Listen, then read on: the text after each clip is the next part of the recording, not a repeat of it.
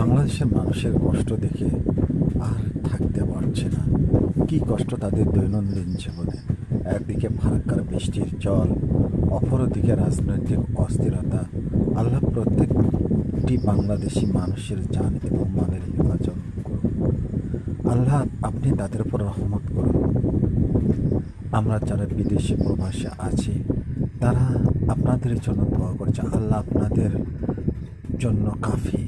আল্লাহ আপনাদের সাহায্য সহযোগিতা করুন।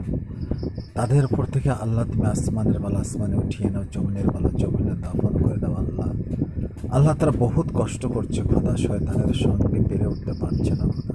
আল্লাহ তোমার মদত ছাড়া কখনোই সম্ভব নয় খোদা। আল্লাহ তুমি বাংলাদেশের মানুষের ওপর রহম করো, এহসান করো খোদা। আল্লাহ তুমি তো রহমানুর রহিম। আল্লাহ তুমি তো দয়ালু খোদা, অতিশয় দয়ালু। আল্লাহ